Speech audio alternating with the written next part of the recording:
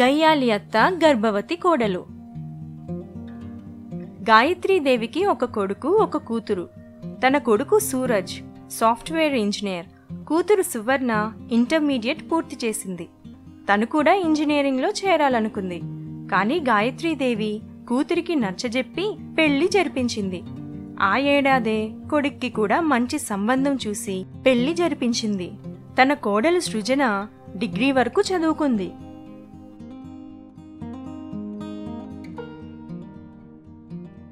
Madam, post. వస్తున్నా.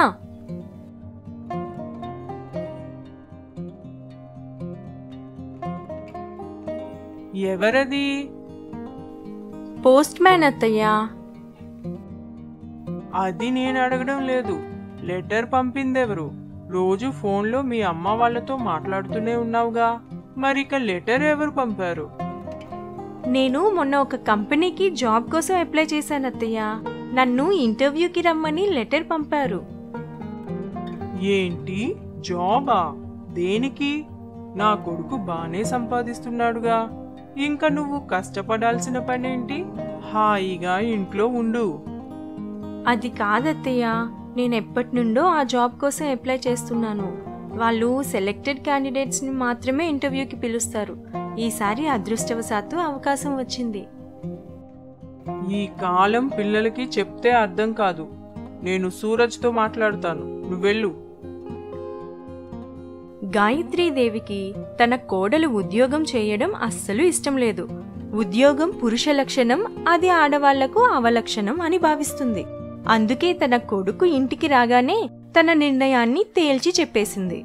సూరజ్ తన తల్లి ఆలోచనలతో అంగీకరించకపోయినా ఏనాడు తన నిర్ణయానికి అడ్డు చెప్పలేదు.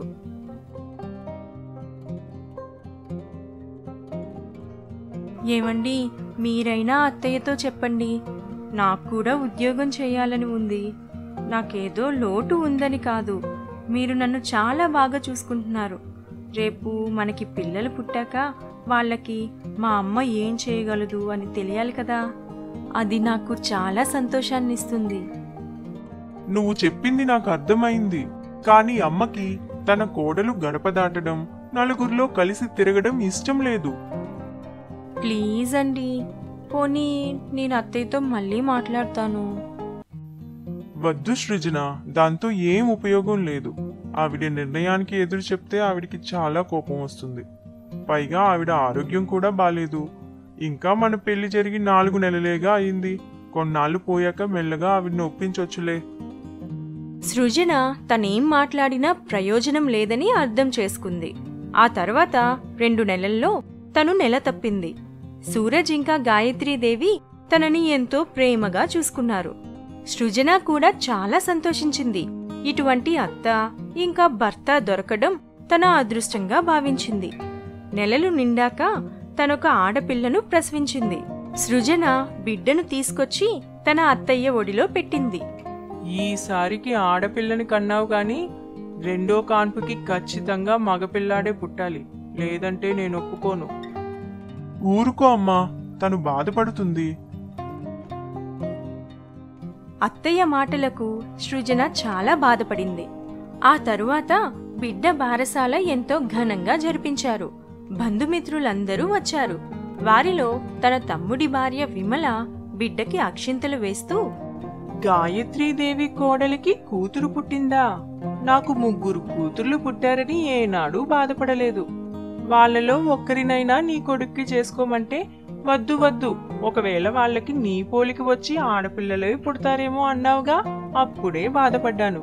మరి నా 3 కూతుర్లకి కొడుకులే పుట్టారు, మరి నీ కోడలికేంటి కూతురు పుట్టింది? ఏం మాట్లాడుతున్నావే విమల?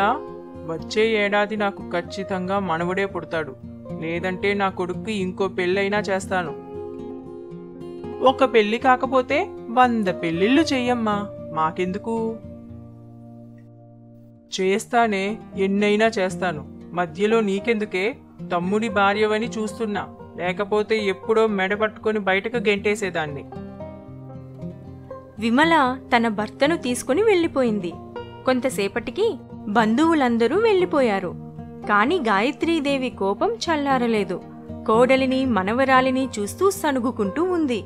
సూరజ్ తన తల్లికి నచ్చజెప్పే ప్రయత్నం చేశాడు. కాని ఆమె ప్రతిరోజు ఏవో సూటిపోటి మాటలన్నీ సృజనని బాధ పెడుతూనే ఉండేది. ఆ విధంగా 2 సంవత్సరాలు గడిచిపోయాయి. మళ్ళీ సృజన నెల తప్పింది. అప్పటికి వాళ్ళ అత్తయ్యలో ఏ మార్పు రాలేదు. మానసికంగా సృజనని బాధిస్తూనే ఉంది. ఈసారి కొడుకు పుట్టకపోతే నీ మొహం నాకు చూపించక్కర్లేదు. కొడుకుని కనలేని దానికి పెళ్లి చేసుకునే హక్కే లేదు.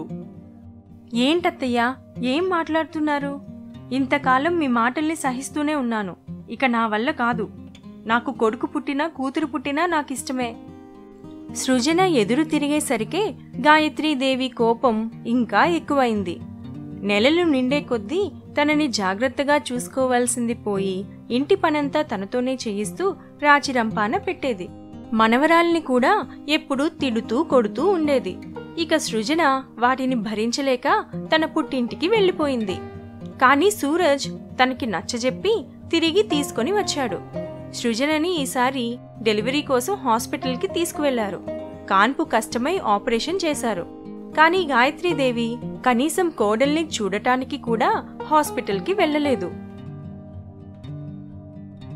హలో అమ్మా, హలో, చెప్పరా, మళ్ళీ కూతురే పుట్టిందా? లేదమ్మా, నీకు మనవడు పుట్టాడు. ఏమిట్రా నువ్వు చెప్పేది? సరిగ్గా చూసావా? కొడుకేనా? నిజమమ్మా, కావాలంటే నువ్వే వచ్చి చూడు. గాయత్రీదేవి హాస్పిటల్కి బయలుదేరింది. ఆ తర్వాత ఏం జరిగిందో వచ్చే భాగంలో చూద్దాం.